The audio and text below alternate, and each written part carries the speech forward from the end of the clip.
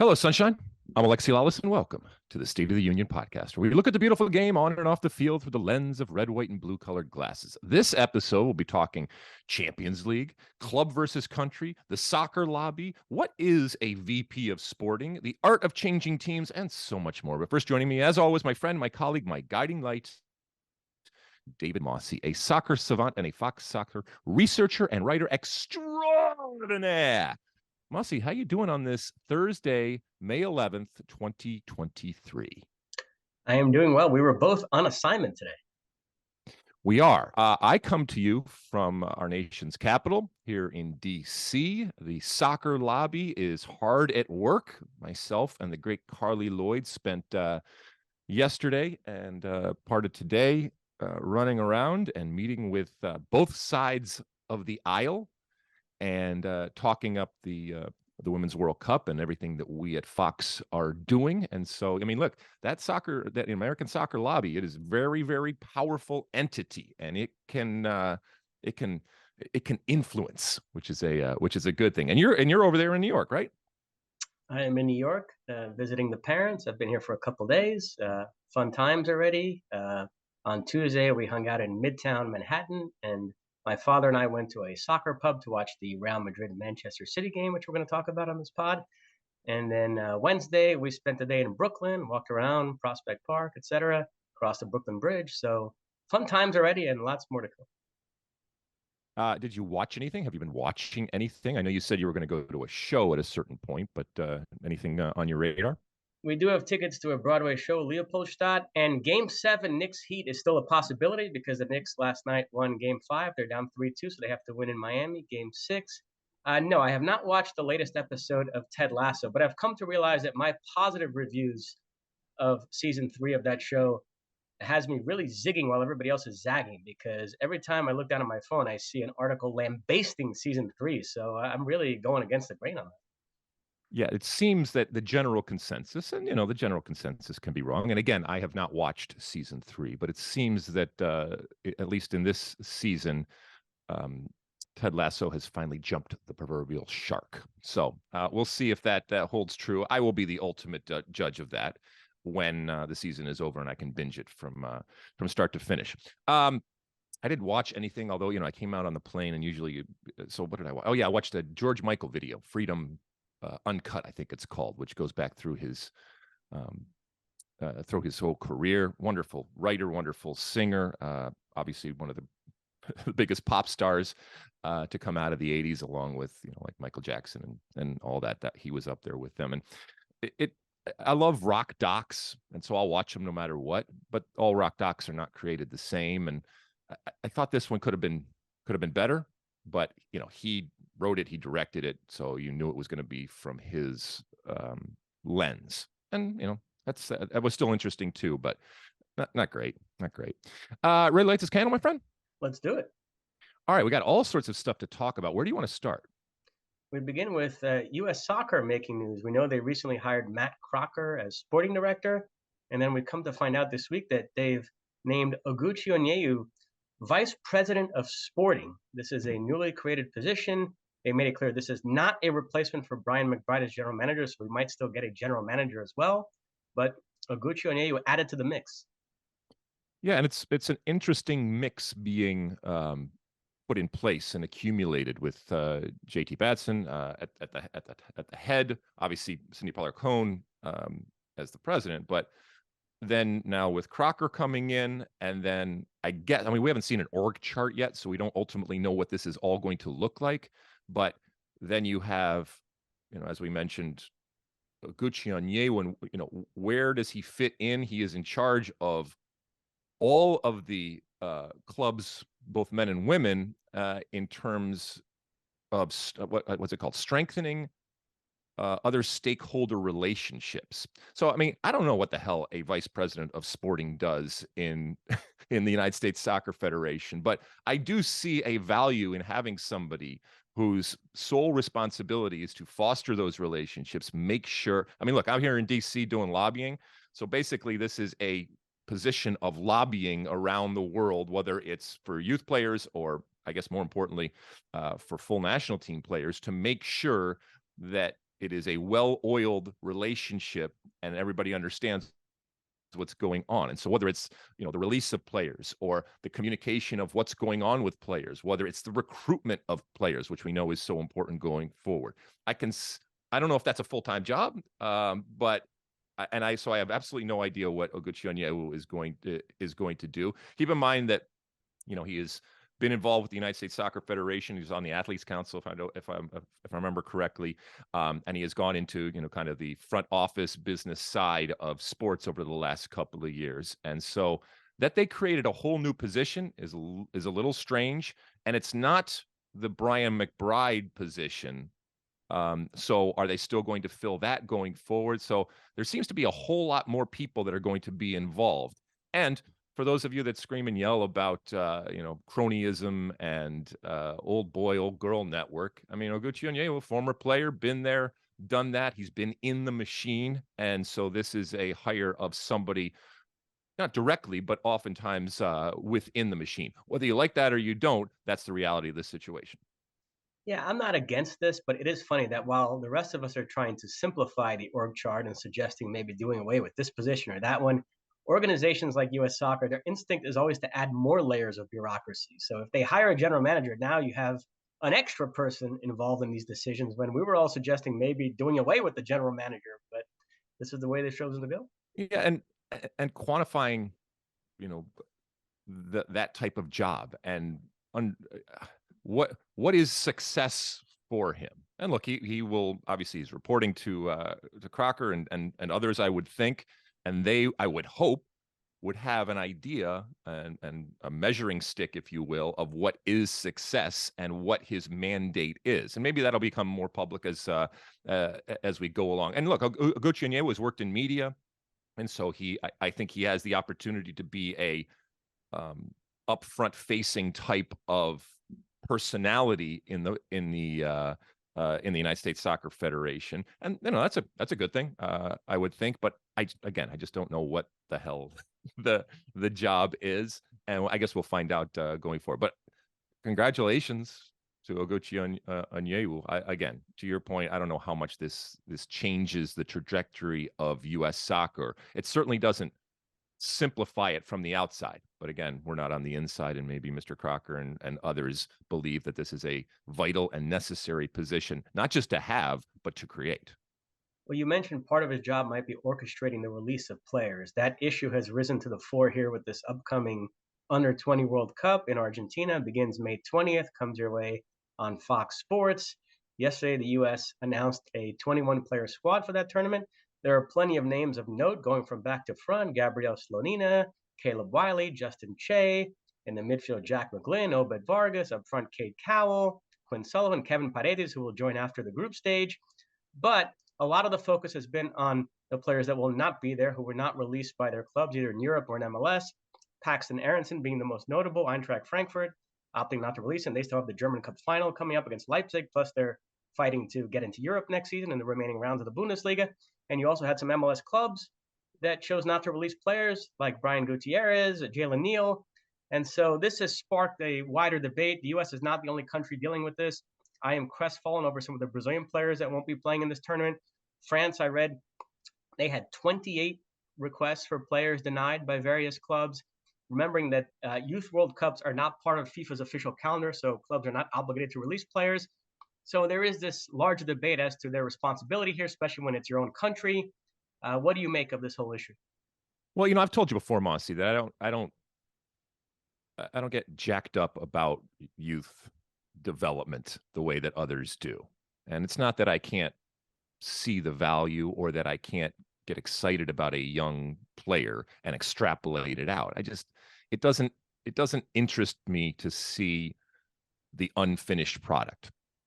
You know, having said that, this comes down to relationships, right? And so maybe coming off of the Oguchi Onyewu talk, this is where communication and relationships are so important in terms of establishing what you have as expectations, both as a player playing at a club and then the club's expectations of you, and going to play for a national team, whether it's the full national team or a youth national team, especially in a youth World Cup.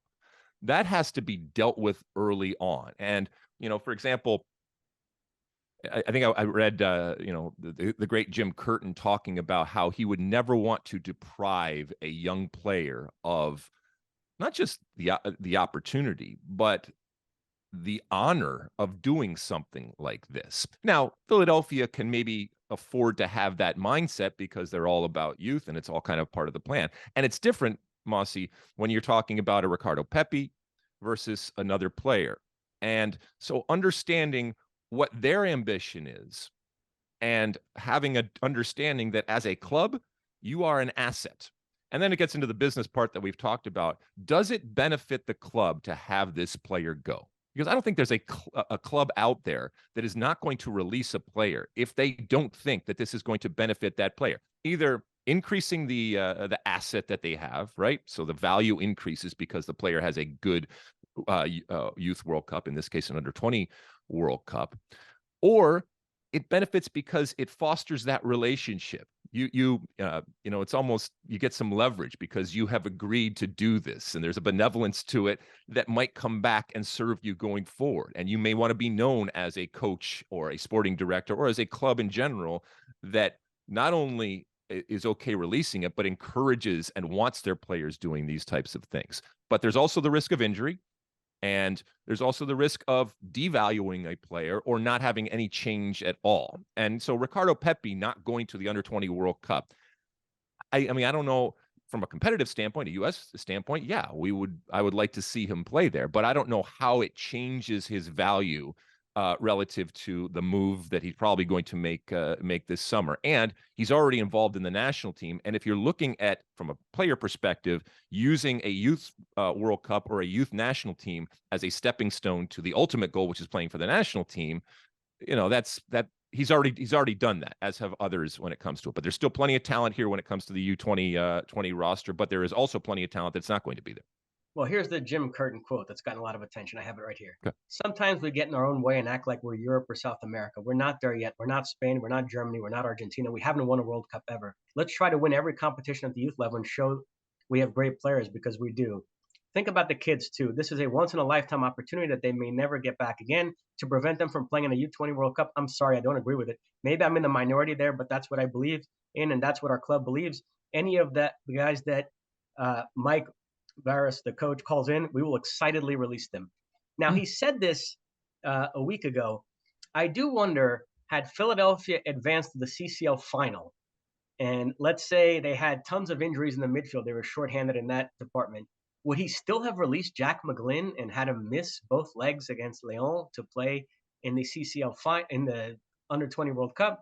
At that point, if I'm a Philadelphia Union fan, I'm wondering, wait a minute, Jim Curtin, I get that you want to be this good guy and benevolent, and you see the greater good, American soccer, et cetera, but you're paid by the Philadelphia Union to make decisions in the best interest of the Philadelphia Union. And how is that in our best interest to have one of our best players miss the most important games in our franchise's history? So you can kind of see both sides. It's not in the best interest of the Philadelphia Union. The Philadelphia Union has no responsibility at all to improve or enhance the U.S. men's national team at any level. But I do think that when it comes to Jim Curtin, I think what he's laying out is a principle. And, Jim Curtin, as we've said many, many times, is just a wonderful human being. And he's a true believer in the things that he says. And so, yeah, I think that he would release that player even if it's detrimental to the Philadelphia Union. But also, that gets into people that are paying Jim Curtin's salary, that are buying tickets to see this team. And Jim Curtin is doing things that are not in the best interest of this team playing well and delivering the entertainment value that you have promised. So all of that is to say is that I think what Jim Curtin said is wonderful. It is romantic. It might be, to your point, unrealistic when it comes to what the realities are on the field.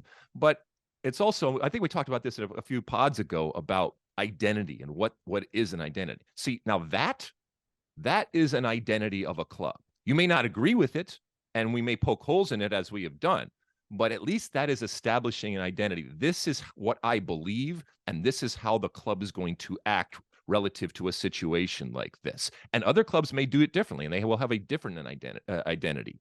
And so, in that sense, well, first off, I love the sentiment that Jim has there. And secondly, I love that he puts it out publicly because it forces him to live up to it.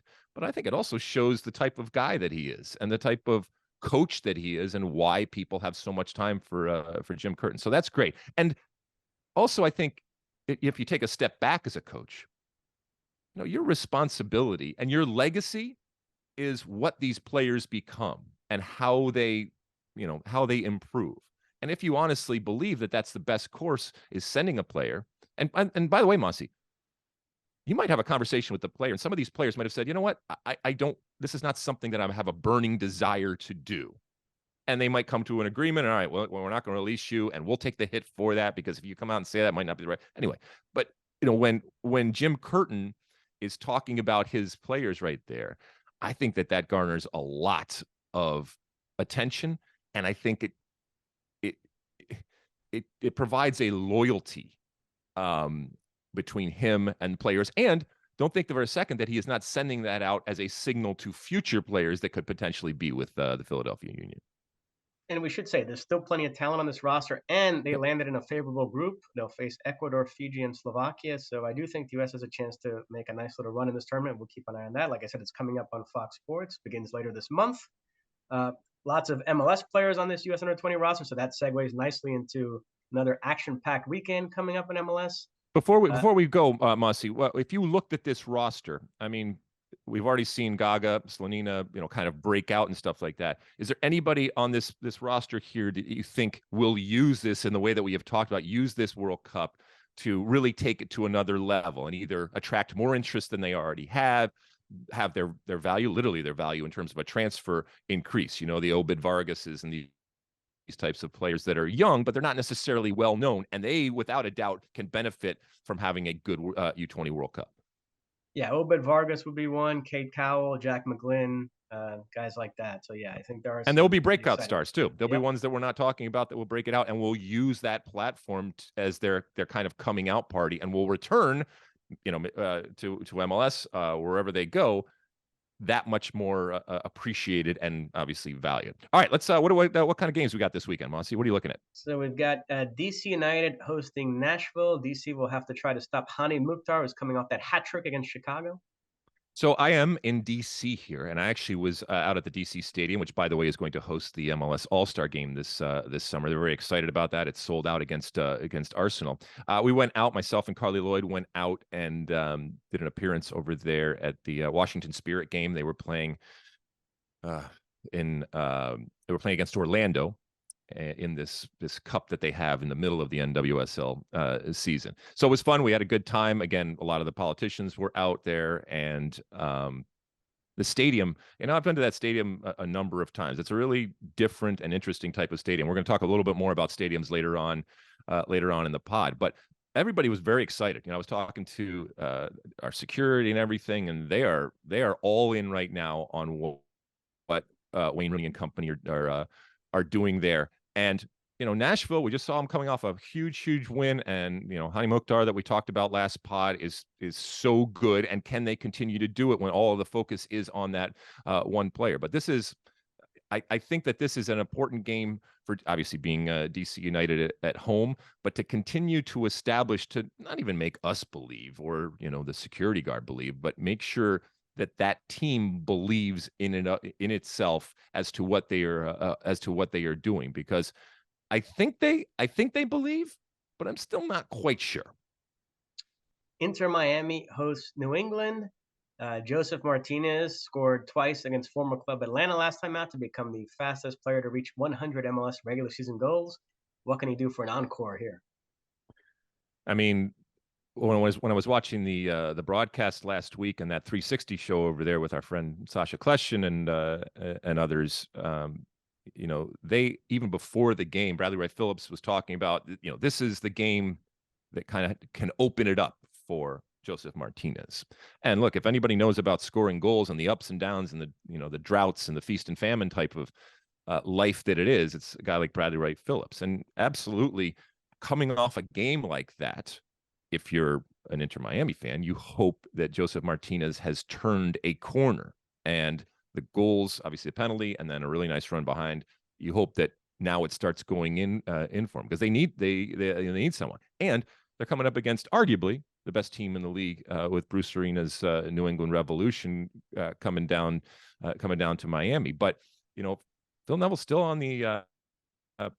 the hot seat, and he needs wins. And like I said, beating a team like New England, and if Joseph Martinez continues to to kick on, as they say, from there, that would be huge. Because if they just revert to form and go right back down, and New England comes in and beats the crap out of them, then right back kind of where they started. Joseph. It'll be interesting to see if he starts Joseph, because he didn't start him the last game. And if he starts him in this game, and obviously coming off the bench, it's a different type of dynamic. Not that Joseph hasn't started plenty of games in his life, but it'll be interesting to see if now Neville says he's fine. We can go, and we're gonna start and go from there. This is rivalry week, so there are several rivalry games. Hudson River Derby, the Red Bulls, now managed by Troy Lesane, will face NYCFC. My dad and I are considering attending this match. We'll see if that happens. It should be a good one. Now, how would you go about getting there? Because you're over on the other side there of the Hudson. How would you go about getting to Red Bull Arena? Yeah, we'd probably drive. It'd be a nice little track, but all right. Well, that's interesting. Look, new coach boost. Will that happen? I don't know. NYCFC has shown moments and glimmers of being a better team, and I think they're going to change come the summer. I think they're going to make some moves, but this is always, I guess, a fun game. But I'll be honest with you, Mosse, it should be bigger. It should be more heated. It should draw more attention, and I think it should draw more interest. And I'm not just talking about the people involved, what you want from New York types of teams is that everybody gets involved and wants to see it, and there are people that hate watch just to see one or the other teams lose, or are those that are just watching because of the interest generated from these big market New York type of teams. Now that's the tradition. I guess that's the ideal of what you want. And this has been anything but for both of these teams individually, and certainly collectively when it comes to a rivalry game. So while I'll watch it, and maybe you'll even drive out with your father to watch it, I don't think it's going to garner as much attention as it should. And that's, unfortunate, but that's what these brands are at this point in 2023. Well, if you see a fan run on the field and hug Tyler's Magnu, if you look closely enough, you'll Mosse? Austin hosts Dallas. Austin minus Sebastian Driussi right now. He's battling a groin injury. Well, that's not good. That's not good at all. I mean, yeah, this one, I don't have a whole lot, that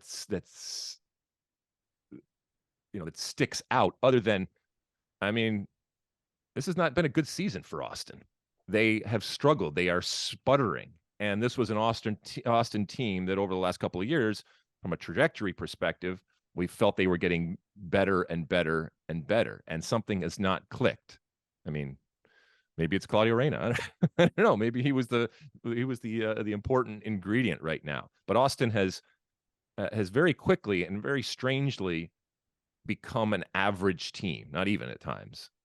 And so, Dallas is a good team. It's not a great team, but these inner Texas rivalries, these are cool, and I do enjoy them. And as we hear that, California is getting yet another MLS team down in San Diego, you could probably have some more teams in Texas. Obviously, we have 3 right now, but you could probably add some more. You got San Antonio out there and other players out, other places out there. But I like the rivalries, and I like the Texas rivalries in particular.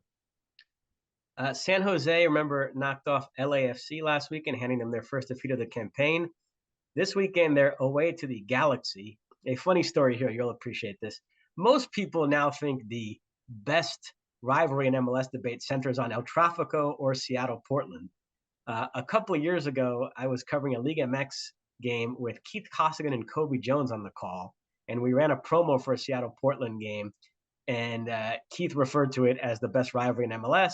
And then during the next break, Kobe took him to task for it, and we all assumed that Kobe was going to bring up El Tráfico. But no, Kobe said he still thinks it's Galaxy San Jose, the California Classico. The OG Kobe Jones still banging the Wow. drum for that rivalry. Yeah, I mean, obviously there's a nostalgia about it, and Kobe played in an era that, let's be honest, as I did, there's a lot of fans right now that have no connection to. Either they weren't born or they just didn't see it, and it wasn't front and center, as opposed to El Tráfico and those types of things. So yeah, while I recognize that it's a cool OG type of rivalry, it doesn't hold a candle to El Tráfico. I love Kobe, but he is wrong. And I'm not saying that those games back in the day weren't epic. And whether it's Kobe and his teams and generation, or even Landon and those, and the Bash brothers up there, and Alan Gordon's, and obviously then played for the Galaxy and that type of stuff, and Wando.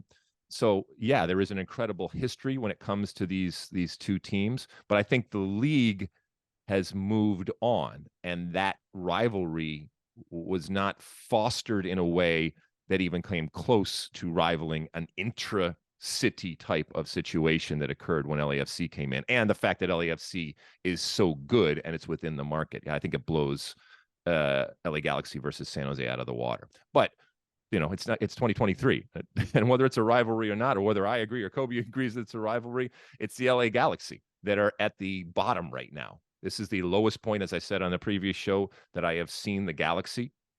And now they got San Jose, who, by the way, are one of the better teams when it comes to Major League Soccer, coming in flying after beating LAFC. So the Galaxy have their hands full. Just in any type of normal setting, the Galaxy have their hands full, let alone a San Jose coming in licking their chops because of the wounded nature of this LA Galaxy team right now. We'll see if Christian Espinoza can continue his incredible form. He scored both goals in the win over LAFC. And yeah, like I said, rivalry week. So we also have Portland, Vancouver, Cascadia Cup. We have Montreal, Toronto, the Canadian Classique. So yeah, tons of fun games to look forward to this weekend in MLS. We also had some midweek U.S. Open Cup action, round of 32, which included a major upset. The Pittsburgh Riverhounds of the USL knocked off New England 1-0. Yeah, I mean, we talked last week or last episode about the U.S. Open Cup and what it is, and I guess maybe what it isn't. But ultimately, these types of cups are done for the promise that doesn't always pay off of these Cinderella types of moments. So congratulations to the Pittsburgh Riverhounds on beating the New England Revolution, as we mentioned earlier, one of I think the elite teams in the 2023 MLS season. So that is huge, and it's wonderful, and it's wonderful to see. And I'm sure Bruce Arena is not upset at all about it. And this actually gets to what we talked about making it so that Bruce Arena and others do take it seriously, making it so that it does matter, and that a result like this hurts. And it's there's ego involved, but they'll get past that pretty quickly when it comes to New England. However, on the other side, a Pittsburgh Riverhounds thing, and I was thinking about, I think I'd asked the question, how do you make the Open Cup better? Well, first off, that the Pittsburgh Riverhounds were hosting, that's a good thing. Okay. So giving the option to the lower seeded team to host is a step in the right direction, because it creates a better environment. And by the way, I know MLS would never do this, but if they were able to find, as it's done in England at times, some weekends that are dedicated specifically to the cup, that would just enhance the environments and the crowds, especially when you're talking about a lower seed hosting and these teams going into very different types of environments to have to play. So congratulations to Pittsburgh. And then we were talking about LAFC, arguably the best team in Major League Soccer. They almost let one get away there too against Monterey Bay. So almost had some cup sets, and that would have been an incredible cup set had LAFC not found a way out after it was 2-2 to win in penalties. So there are two non-MLS clubs in the last 16, in addition to the Pittsburgh Riverhounds. The Birmingham Legion also nice advanced to round of 16. Colorado did beat the Sacramento Republic, last year's finalists. So Sacramento not able to duplicate that Cinderella run. They are out. some other possibilities, because I keep brainstorming with, with folks, and, I'll text with people and say, hey, what would you do to change it? And there's plenty of people that have racked their brains over the years onto how to change it. And it's easy just to say add more money. And that would change it, whether it's marketing, the actual marketing of the tournament or the actual prize money of the tournament. But we all know that, that's at times a non-starter. You certainly should, and you could add more money. But apart from that, I mentioned the lower seeded team at least having the option, first and foremost, to host it if they want to do so, and creating those type of environments. And then you look at possible, rule changes or whatever, having the 35-yard shootout as opposed to the regular. So you got to do something to differentiate it. You have to do something to make it special, and obviously separate it out from what they're normally doing in their league play. So I don't know. We'll brainstorm more. If you have some ideas out there, let us know what you think or what you would do when it comes to the Open Cup in terms of changes either on and off the field that would make it more relevant, that would make it more interesting, and that would make it so that there is more pressure and desire for teams to do well. Anything else, Mosse? That's it. All right, let's take a quick break, and when we come back, we will dive into Europe, because there's all sorts of stuff that has gone on and will be going on going forward. All right, welcome back. As we said, let's take a trip around Europe, because there was some interesting doings, especially when it comes to Champions League. Let's start there, Mosse. What? And I was, I'll be honest, I was on the road, so I watched it after the fact and went back and watched the other stuff. But I was getting updates while I was obviously on Capitol Hill and doing some different things, and then I was flying the day before. So you're going to have to carry this one when it comes to the Champions League. But I obviously saw all the goals and saw all the highlights of what was going on, and I guess there's some surprises. So where do you want to start? We'll begin on Tuesday. This is Champions League semifinal first leg action. Real Madrid and Manchester City played to a 1-1 draw at the Bernabeu. Manchester City dominated most of the first half, but I thought Real Madrid grew into the game in the latter part of the half and scored a great goal, Vinicius Jr. And then, ironically, Real Madrid was much better in the second half than they were in the first half. The second half, it was actually an even game, but that was the half in which City finally broke through. A great strike by Kevin De Bruyne. The ball, in the build-up to that goal, the ball did apparently go out of bounds, so City caught a bit of a break there that the referee didn't spot that. But nevertheless, in the balance of play, they were good value for that draw. It ended 1-1, so we will settle this one next week at the Etihad. So if the ball went out of bounds, the VAR didn't look at it?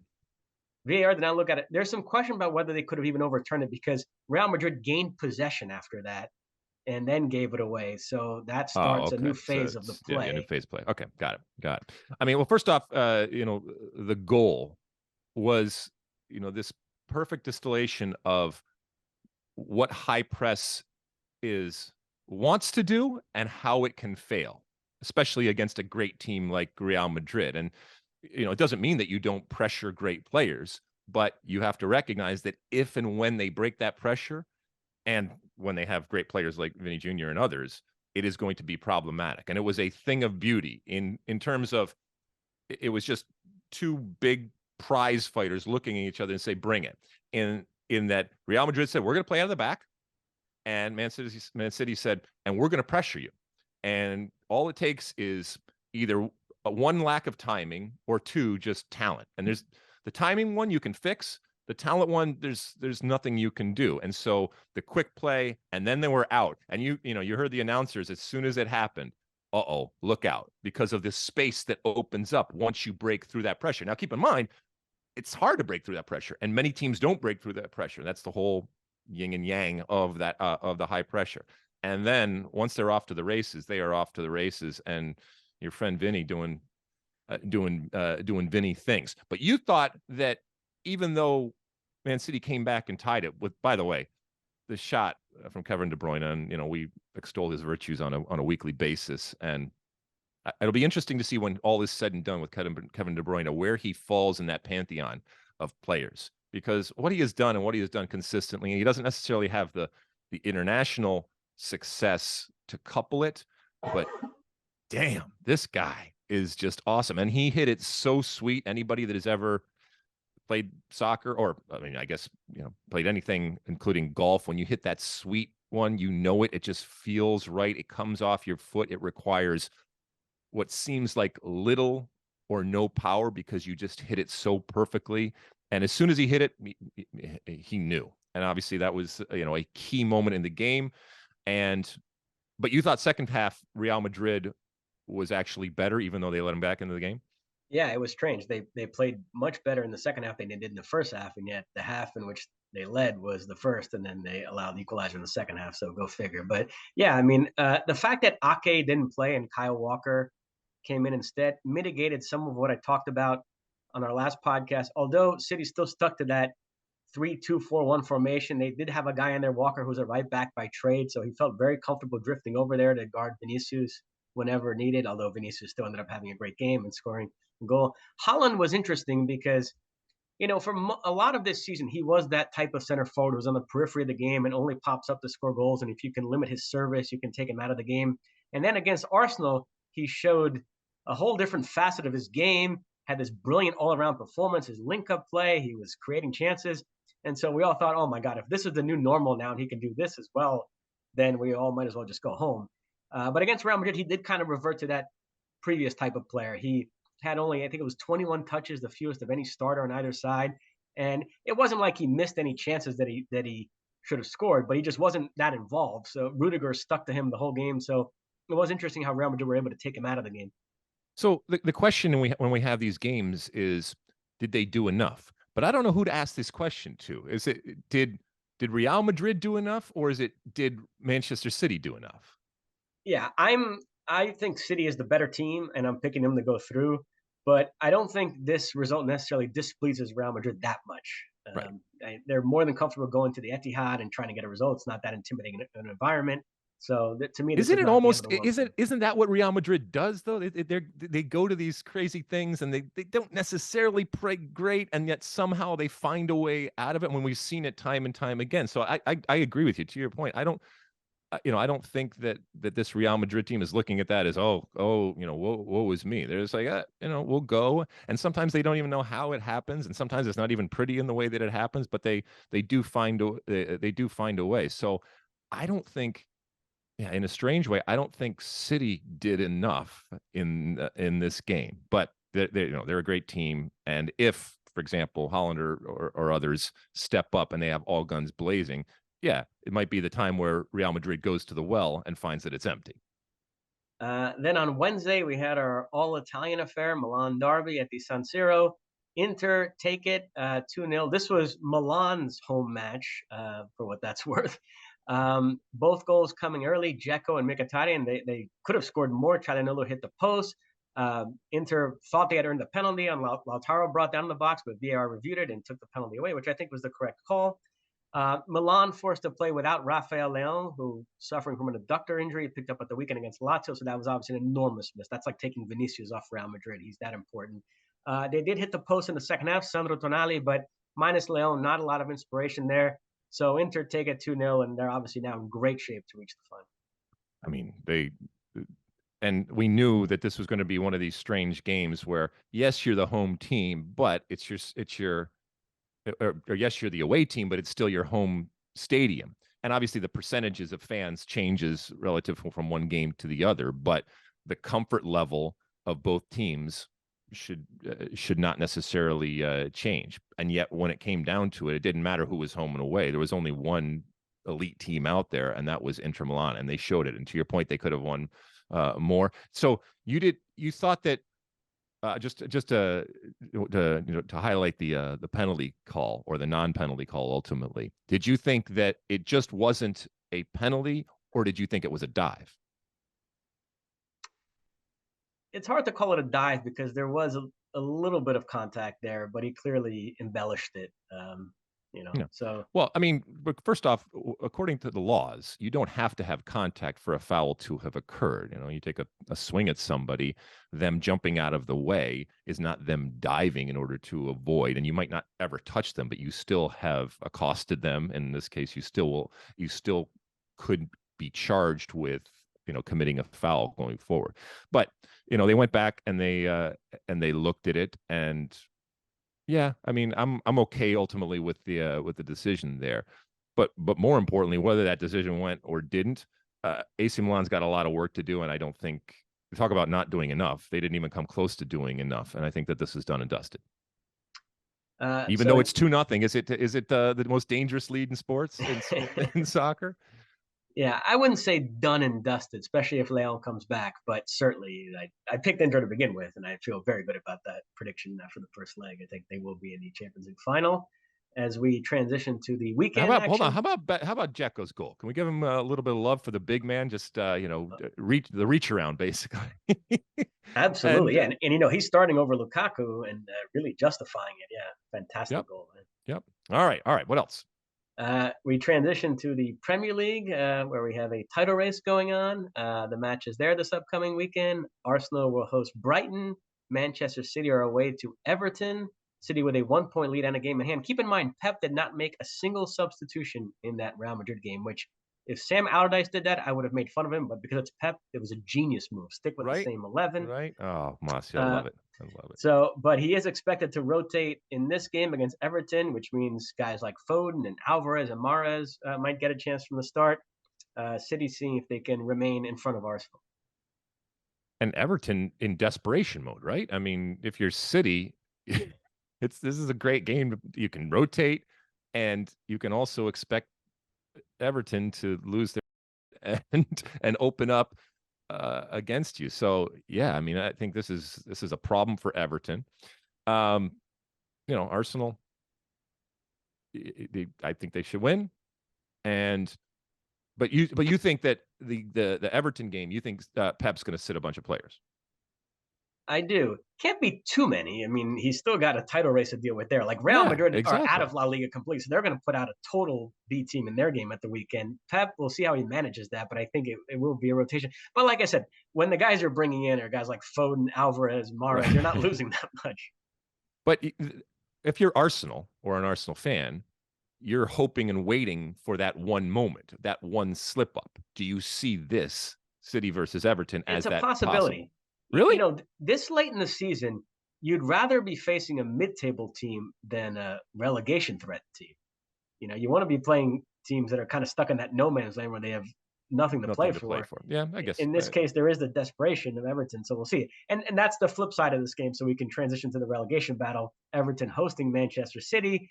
Leeds United, America's team, they have a tough one as well. They host Newcastle, while Leicester City hosts Liverpool. So yeah, teams 17, 18, 19 in the table, all with difficult games this weekend. Be interesting to see how it goes.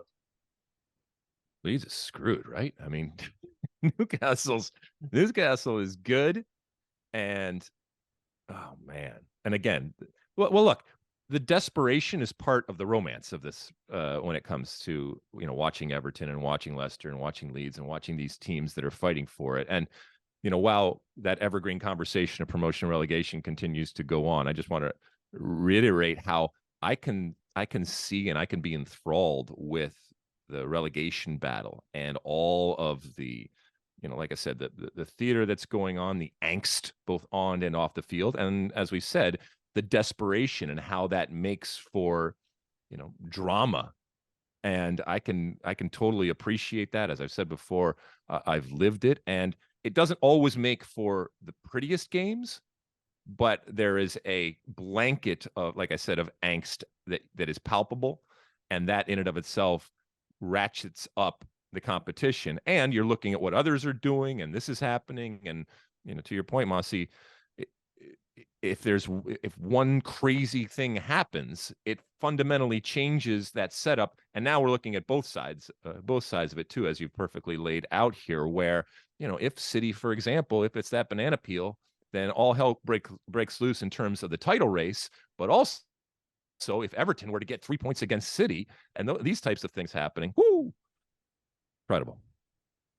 In Spain this weekend, Barcelona can clinch the La Liga title. They are away to Espanyol. If they win that, it's over. And they might not even have to do anything because Real Madrid and Atletico Madrid both play earlier in the weekend. And depending on those results, Barcelona might clinch before they even take the field. This would be their first La Liga title post-Messi. So there is some significance there. You think it's going to be anticlimactic? Or do you think there will be jubilant scenes in the streets and all that? It's always interesting for clubs of that size when you crap out in the Champions League as they did. Yeah. then when you win the league, is there a little bit tarnished by the fact that you didn't perform well in Europe? I think the circumstances here, like I said, it's their first La Liga title under Xavi as manager, their first one post Messi. I think they'll celebrate it. They'll take a lot of satisfaction in winning. Yeah, I guess. I mean, so it could happen this weekend, right? Correct. Yeah, so it happens before that second game, because if Real Madrid were then to follow the celebrations up with going through to the Champions League final, that would be interesting. And look, sing while you're winning, and for Barcelona, this is their whole season, but it hasn't really been in question for a while now. So I guess I'm preemptive congratulations to Barcelona until Real Madrid beats Man City and goes to the final. At the other end of the table in Spain, Valencia away to Celta Vigo. Valencia trying to stave off relegation. We care about that obviously because of Yunus Musa, although I don't think there's any chance of him being on Valencia next season, regardless. No, he's not. By the way, shout out to our friend Stu Holden and his Mallorca team, which just kind of cruised in a mid-table type of year. And for a team that came up and for a team that recognized they were going to have to fight and to a certain extent struggle, that's a good season. It's a good season for them. Absolutely. And then in Germany, title race going on there. The games this weekend: Bayern Munich hosts Schalke, Borussia Dortmund hosts Borussia Mönchengladbach. Bayern with a 1-point lead with 3 to play. Oh boy. Okay, so Bayern now. I mean, we've seen them. What the bed on multiple occasions here, but Dortmund hasn't taken advantage. Oh man. All right. So it's 1 point now? This, by the way, is a test of the very thing I just said. Borussia Mönchengladbach are a better team than Schalke, but would you rather face a team like Gladbach that's mid-table, kind of no man's land, or a team like Schalke that's near the bottom fighting relegation? So it'd be interesting to see who ends up having the tougher test. Yeah, I think both Bayern and Dortmund win, and we're right back where we started. That is it. All right, let's take another quick break. When we come back, it's time for Ask Alexi. Okay, welcome back. It's time for Ask Alexi, that part of the show where you send in your questions. You can use that hashtag Ask Alexi on all the social media platforms that we have out there. And by the way, our handle is SOTU with Alexi, or you can call in to our State of the Union podcast hotline, which is 657-549-2297. That's 657-549-2297. I think we got some voicemail this week, Mosse, right? Yep, we have 2. Let's take a listen to the first one right now. Hey, Alexi and Dave, Mosse. It's Alejandro from Las Vegas. I had a quick question for you guys. When it comes to the GOAT debate in the NBA, it's generally used as a knock towards someone like LeBron James that he's played at 3 different teams to get his championships. Why is it so opposite in soccer? Where, for example, Cristiano Ronaldo, he gets renowned for doing it at different teams. Why is it so opposite? We'll love your take on it. See you guys. Okay, thank you, Alejandro from Vegas. This is an interesting question and an interesting phenomenon. I have always said that, for example, in the Messi and Ronaldo evergreen type of debate, the fact that Messi played most of his career for Barcelona, I mean, the vast majority of his career for Barcelona, and so was in that one situation and if you will in the bubble of Barcelona. I value what Cristiano Ronaldo has done much greater because I think it's more difficult to go to multiple teams and have success in the way that Cristiano Ronaldo has done.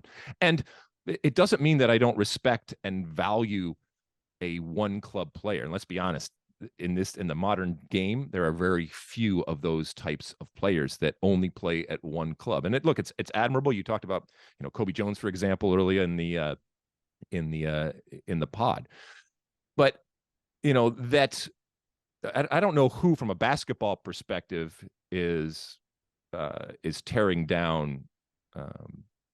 What's his name again? LeBron James. LeBron James. So I don't know anybody that's tearing him down because he's gone to multiple teams. The way I look at it, your ability, even as a superstar and arguably the greatest player in the world, your ability to go into a new setting, to adjust to a new coach, to a new set of teammates off the field in that other 22 and a half hours, to adjust to oftentimes a very different culture, maybe oftentimes a very different language, that to me shows your depth, shows your ability, shows your talent. And I, as I've said before, I do the same thing with coaches. Coaches that have been successful and gone to multiple different teams in very, very different environments. That to me is more valuable to, someone that has just stayed there. And longevity, I get it. It's an art and it's a skill, but eventually you adapt and you understand exactly the situation that you are in, and whether you're a coach or whether you're a player.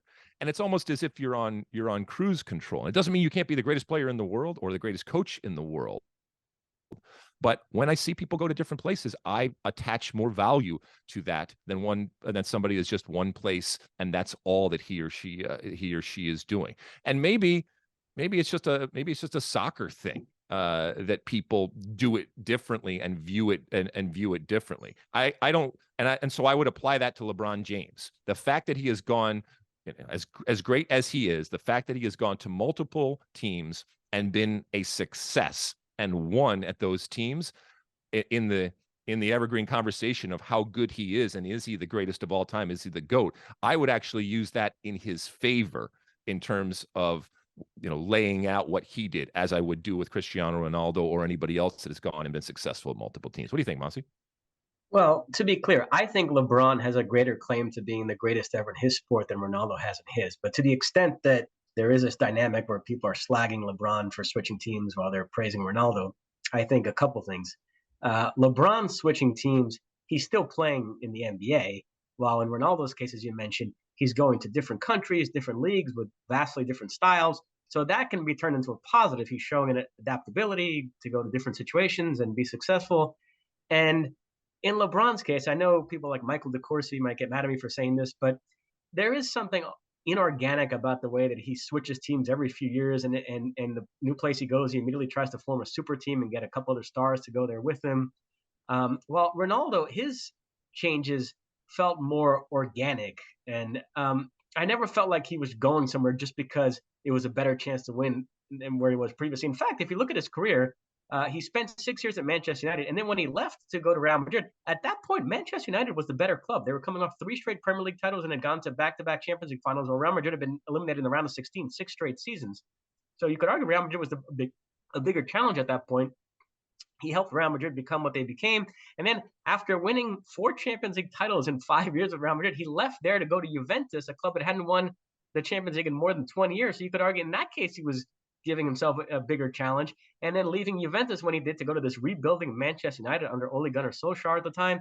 So you know what I mean? His moves, I don't think were really driven by, I think I have a better chance to win here than there. They were just, he was ready for a change and wanted to try a different league. So I think that might be where he gets less grief about it than LeBron. Let me just make one point though. There is an issue that unites both LeBron and Ronaldo, and I'm curious what you think about this. With the improvements in science and nutrition, players are playing longer, and a lot of these GOAT debates are getting reduced to longevity, whether it's LeBron, Ronaldo, Brady, Federer. And there's something that I find unfair to the older guys, the Pelés, the Michael Jordans, the Joe Montanas, about that, to reduce all these debates to, well, my guy at 38 is still doing this and that, while your guy at 38 was retired. I think that's unfair. In that case, you do have to factor in the different eras, the fact that it wasn't, when the older guys played, it just wasn't possible for a guy to maintain his highest level at that age. So I don't know. What do you make of that? Yeah, it's interesting because obviously time has moved on and science has improved. And to your point, the things that you can do to play longer exist. But this generation that we talk about right now, 20, 30 years from now, we will be talking about something different. So I think the inevitable comparison is going to happen. I always look at it simply as the impact that player had. Did he or she fundamentally change the way I think about the game, the way I view the game, the way I view the game through this player? And look, that can happen in a couple of years, or that can happen in a couple of decades long. And I mean, sometimes a shooting star is the most beautiful thing, and it comes and goes.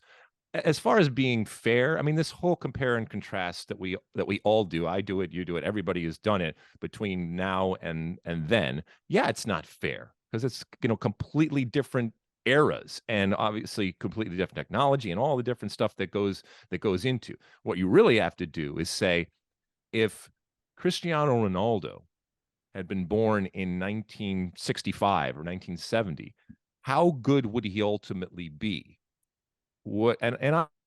I tend to think that if you're good, you'd be good in any era, because you would just figure it out. Even though Cristiano Ronaldo would not have the, or LeBron James for that matter, they would not have the hyperbaric chambers or all the other stuff that goes on that enables them. They're not flying on private jets. That enables them to recover and to be able to play longer. So I get what you're saying, where it's unfair, but don't worry, LeBron James is going to be fine. And what I really get you saying is that you don't like LeBron James. So that's the moral of the story when it comes to what we're talking about here, Alejandro, is that David Mosse does not like LeBron James. Lakers, by the way, up 3-2 on Golden State. They lost game 5, though. They had a chance to close it out. Now they got to try to do it at home. All right. Well, they're going to rely on, the guy that just bops from team to team and puts together teams that Mosse hates. I think we got another one here, right? Yep. Second voicemail. Let's take a listen right now. Hi, Alexi. Hi, Mosse. This is Johnny from the DFW area. And I want to get your opinion on something that's bothered me for a very long time. So we're always talking about trying to get more people into the soccer tent. And as, a soccer fan, I want to discuss soccer with anybody, anytime. So I'm all for it. But what always happens, like specifically here in the U.S., there's always so many people who are just so against soccer, and they don't even think it's a real sport. A classic example is anytime any one of the big sports outlets, like, Fox themselves or like ESPN shares like a really big soccer story, such as, this past week Messi was suspended and he was in hot water with PSG. A lot of the really big sports outlets shared that story, and it was a soccer-specific story. And always, anytime I go into the comments, there's always people in there saying, "Oh, soccer's for wussies. Soccer isn't a real sport. It's really boring." And it drives me nuts, because I love soccer, and it just irritates me so much that there's still so many people in the U.S. specifically that don't view soccer as one of the major sports in the country, especially when it's so popular abroad. So I just want to get y'all's take on it. I really love the podcast, and I really look forward to hearing y'all's response. Y'all take care. Looking forward to it. All right, Johnny from DFW over there. Thank you. This is interesting, because first off, Johnny, I love and appreciate the fact that you kind of take this personally. I love that you own this, and that this eats away at you and hurts your wonderful soccer soul when people are, saying things that are, criticizing or being mean or disregarding American soccer or soccer in general. I love that you take ownership of that, and that you are there to fight the good fight, if you will. You gotta take a step back, and what do they say? Screw the haters. Okay. No matter what, when it comes to soccer, there are going to be people that just can't wrap their little brains around it. Now, rejoice, because the world in which you are living in right now is very, very different than 10, 20, 30 years ago in terms of how people view soccer, how people view soccer players. Me and my generation, and certainly well before my generation of players, we all stand on those shoulders, and we all consistently over the last decades have been in an environment that it's better, that it's improved, but it's also night and day in terms of, the things that I used to be called just because I was into soccer. And I'm certainly not alone. And the way that people would scoff, or like I said, just completely disregard soccer, and whether it's a one-on-one type of basis or when it comes to the media or anything else, and that is dramatically changed. Still got a long way to go, but turn that anger and have that fuel you, but know that we are headed in the right direction. Know that that tent that you talked about not only gets fuller, but actually gets bigger. And there are more and more that have soccer when it comes to America, whether they're playing it or not, as part of their sports palette, and don't look at it any differently. And yes, there is a dinosaur class out there that will die off and will become extinct and will be replaced by an American soccer public that doesn't look at soccer any differently than any other sport. And we already see it now with the younger generation, whether it's because they played soccer and so many more are playing soccer at a younger age, whether it's, you know, the influence of the FIFA game. All of these different things have gone into planting that soccer seed in more people and at a much younger age that then has bloomed into, I'm not saying a lifelong love of soccer, but there are less and less of these dinosaurs around. There are less and less of these people that just outright dismiss soccer. There are less and less of these people that say derogatory things about soccer players or those that would love soccer and watch soccer out there. So, Johnny, it's going to be okay. And sometimes we only hear the criticism, and unfortunately, we lose track of all the good that goes on. And there is plenty of good. There is plenty of positive when it comes to soccer. Would I like, you know, mainstream media to focus on soccer in the way that it does in other cultures? Yeah, of course I would. But again, maybe I just have perspective, and you don't ever want to sit on your laurels, and you don't want to say, hey, this is great, because still we have plenty to work with and plenty, and we still have, you know, far to go. But as the saying goes, we've come a long way, baby, and we certainly have. Mosse, anything to Johnny to buoy his spirits when it comes to the world of soccer and the culture of soccer out there and how people and the sport is treated? If you want to win over the soccer haters once and for all, adopt Pro-Rel. There it is. It's the magic elixir. The silver bullet. All right, listen, we appreciate the calls. Again, both of those calls coming in on our State of the Union podcast hotline, which is 657-549-2297, 657-549-2297. And you can also send in your questions in the more traditional way over the social media platforms that we have using that hashtag Ask Alexi, and those handles again are SOTU with Alexi. All right, we'll take another quick break, and when we come back, it's the end of the show. I'll give you my one for the road. All right, welcome back. It's the end of our show. As we have said throughout the show, Mosse and I are coming to you remotely. Mosse over there in New York. I'm here in D.C. We'll be back next week, or I'll be back next week in studio. Mosse will continue to enjoy the comforts of home out there, including, as you mentioned, a possible trip over to Red Bull Arena, which brings me to NYCFC, the team that will be playing the Red Bulls this weekend.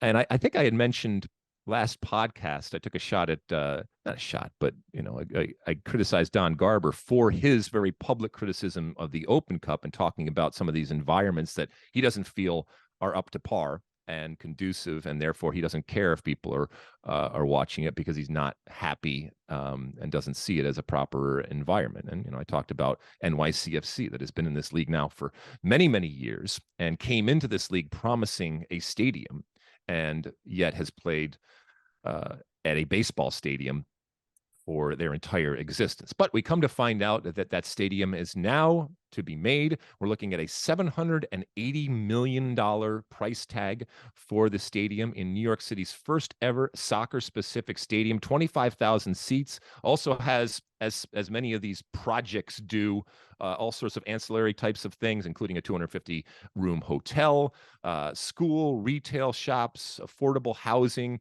and it's going to be in Queens next to Citi Field. So first off, congratulations. Congratulations to NYCFC, because this is, as we mentioned, a long time coming. I think it's going to be a game changer. I think it's going to be wonderful, not just in terms of the stadium environment, but everything that hopefully surrounds it. And I've heard this before, so I will reserve judgment. But if they do what they say they are going to do and what I guess they think they are going to do, this could be a wonderful, not just stadium, but a wonderful project for the area. And I think, you know, one of the preeminent types of stadiums, as it should be when it's coming from NYCFC and the ownership they have, the money that they have. And you can see from the price tag that well, New York real estate is still the big winner or loser, depending on how you look at it. But the history when it comes to stadiums in stadia in Major League Soccer is a story in and of itself. Many, many years ago, when the league first started back in 1996, for the most part, we all played in football stadiums. And, this was however great your piece of jewelry was, the box that you surrounded it with hurt the respectability and hurt the visibility and hurt the credibility of that jewel that you were selling. And I'll never forget seeing for the first time seeing the old Columbus Crew Stadium, which was the first of the soccer specific stadium, and then seeing Phil Anschutz kick it up to a whole nother level with the stadium in Carson, now Dignity Health. It was Home Depot and all these different names, but that was a whole nother level. And basically these are cathedrals in the way that you talk about them, in the way that you make pilgrimages to them, and in the way that it brings everybody together. And it fundamentally changed the business of Major League Soccer, and it fundamentally changed the experience of soccer in the United States. And that's how important these things are. And we have gone through different moments. We have gone through different philosophies. For example, we have gone through times where we have said, well, we're just going to take whatever's available, and we're going to go and we will have stadiums that are outside of the city and not necessarily in desirable areas, but that's where the land is. That's what we're going to go. And then we have gone back to making sure that it is an urban environment so that people can walk to it and go to the bars and do all of these different things. And they really have become part of the fabric of many of these communities and many of these cities and markets that they are in. And they are a game changer. And we are, not everywhere, but for the most part, we are looking at soccer-specific stadiums for all of these teams. And again, somebody that has some perspective, having been around and seen the change on the field and off the field, and in this case, we're talking about off the field, it warms the cockles of my redheaded American heart to see how far we have come and how important these stadiums are, and that we're going to have another one, by the way, in a major market when it comes to New York. That is awesome. The interesting thing now will be, because most of these stadiums have been in between the 20 and 30,000 number, right? The interesting thing we'll see, and we saw a little bit with Nashville, them going into the 30s, is how many going forward, because we just mentioned that this one is evidently going to be 25,000, which is right in there for all of the other stadiums. But does there come a point where it makes more sense to get into the 30s, maybe get into a 40 type of level? And the final frontier, I guess it would be, is at what point does somebody spend the money, and by the way, it's a lot of money, to actually roof their stadium and get rid of all the elements, because it opens up your opportunity to play in a pristine environment. It opens up more dates for you to be able to play in that type of city. But as I mentioned before, it costs a lot of money to put a roof on any stadium, including a soccer-specific stadium. But that for me is that next level. At some point, somebody doing it. Maybe we see it when it comes to a Vegas or somebody else if Vegas comes into the league. But a soccer-specific stadium that is climate controlled because of a roof, ooh, and whatever the number is when it comes to how many people are going to be in that, whatever. But until then, I am certainly happy for NYCFC and this stadium that's coming along, that Mosse and his father will be able to go to. It's not as long of a drive in terms of going to New Jersey to see the Red Bulls, and it looks pretty awesome in terms of the renderings, as they often do. Reality sometimes is different, but these renderings are pretty cool. Mosse, anything on the stadiums, the stadia, and the history? It sounds like it's going to be right next to Citi Field. Hopefully, the Mets' horrible juju doesn't rub off on NYCFC. Oh my goodness! All right, well, listen, we appreciate you putting up with us from the road. We hope that you'll be able to see and or hear us clearly. We will be back again next week with a couple of shows. I got a little bit more to do here in DC, Mosse, in terms of my lobbying. Got to go speak to some more people and have some more meetings, and then I will be back to Los Angeles. You're going to continue on there in New York. Whether you go to the game or not, have a wonderful time. My best to your family, Mosse. Enjoy the show if you're going down to Broadway to see all that kind of stuff. And anything before we go? That's it. All right. Thank you so much for reviewing and rating and subscribing and doing all the different things that you do. And whether it's, calling in on the State of the Union podcast hotline, or whether it's sending in your questions with the Ask Alexi, we just love it. We love that that people are involved. I will tell you, Mosse, that when I was at the Washington Spirit game last night, making the appearance, that I was booed when I went on the field, and that's to be expected. But I also came in contact with a lot of people that said they love the show. Please say hello to Mosse. I tell you this every time I go on the road. People will come up, and so I'm passing along the love and the thanks from lots of fans here in DC for the pod, and in particular for you. So take that for what it's worth, my friend. All right, we will talk to you again next week. And until then, and as always, my friends, size the day.